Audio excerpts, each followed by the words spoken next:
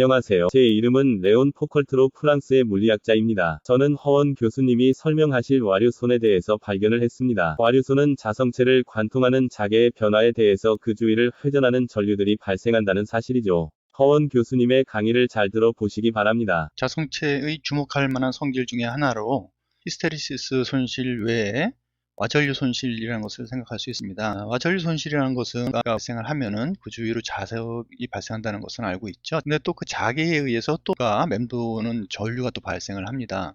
이따가 동영상을 보시면서도 자세히 설명을 해드리긴 하겠지만, 자, 그런 이유로 우리가 이제 이런 와전류, 그 자성체를 통해서 흐르는 전류가 생겨서 그런 것들이 여러 가지 원하지 않는 성질을 얻게 되죠. 자성체에서 그러한 것들은 이제 와류손이라고 하게 됩니다. 현상을 설명하기 전에 앞서서 이제 와류손을 계산하는 방식에 대해 설명을 하면요.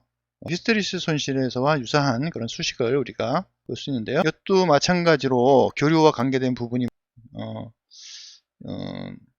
중요한 것은 이제 주파수 비례관계가 있다는 거고요. 주파수하고 이제 1차적인 비례관계가 있었는데 여기서는 이제 제곱에 비례하는 그런 관계가 있네요. 그리고 그것이 다르게 되는 교류의 경우에 이제 최대로 발생하는 자속 밀도의 값이 크면 클수록 와류손도 더 크게 발생을 하겠죠. 아무래도 전류 또는 그것으로 인해서 발생하는 자석의 편차 크기가 크게 왔다 갔다 하니까 그런 것에 의한 손실도 더 크게 되는 건 당연하겠죠. 그리고 재밌는 것은 T라는 항목이 하나가 또 들어가 있습니다. T라는 항목은 성층의 두께라고 이렇게 얘기가 되어 있는데요. 아까 말씀드린 것과 마찬가지로 만약에 이런 자성체에서 전류가 흐르고 자속이 이렇게 발생을 하지 않습니까? 그럼 이 자석이 이제 단면을 놓고 한번 보도록 하겠습니다. 이쪽에 이제 단면 하나 끊어서 이쪽에 이제 단면을 보면은 그 단면을 이제 보면은 여기에 자석의 다발이 이렇게 쭉 관통을 하고 있겠죠. 이 자석에 관통하는 다발이 있으면은 그 자석의 다발을 자석선을 갖다 주위로 해서 역시 전류가 이렇게 흐르게 됩니다. 거꾸로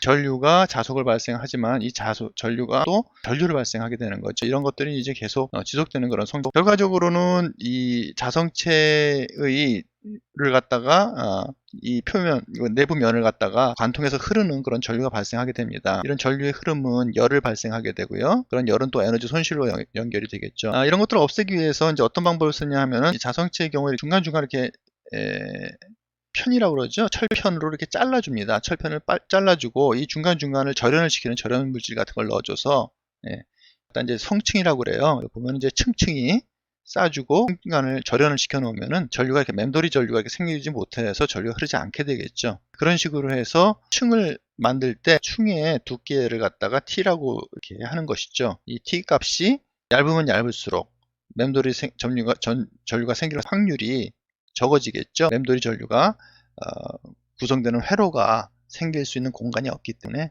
이런 것들이 이제 와류손 내용이 되겠고요. 요 사실 수식은 크게 이제 앞으로 많이 나오지는 않습니다. 와류손과 히스테리시스손을 다 합쳐서 철손이라고 이렇게 우리가 이름을 하고요. 철손, 아이런 로스라고 그러죠. 아이런 로스.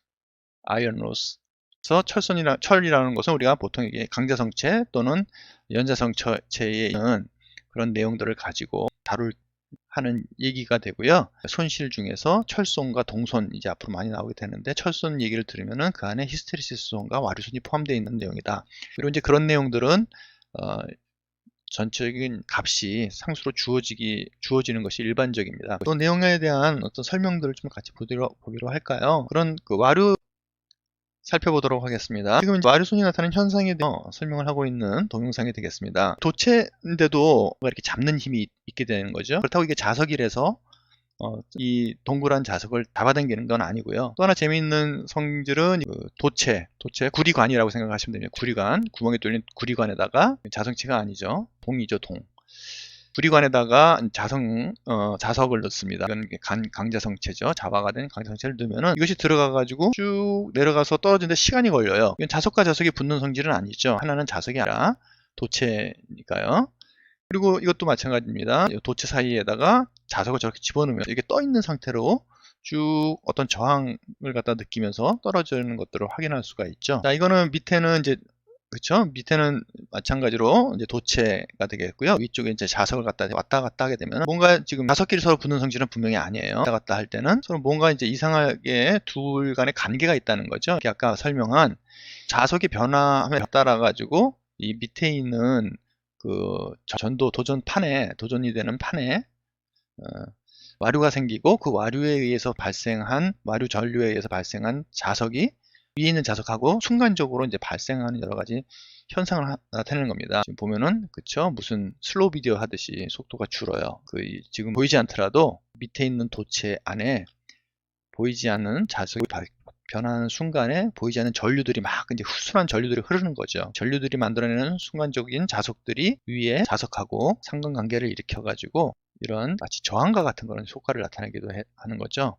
브레이크 같은 역할을 한다. 이런 것들 사실 브레이크로 사용하는 그런 사례도 있습니다. 앞서 설명한 내용을 이론적으로 와류선을 설명하는 내용이 되겠습니다. 여기서 보시면 안에 있는 그 영구자석이 상당히 천천히 떨어지죠. 자개가 영구자석에서 발생하는 N극 S극의 내용이 그림과 같을 경우에 그 내용이 관을 따라서 내려올 때 발생한 자개가 관의 표면을 관통하게 되겠죠.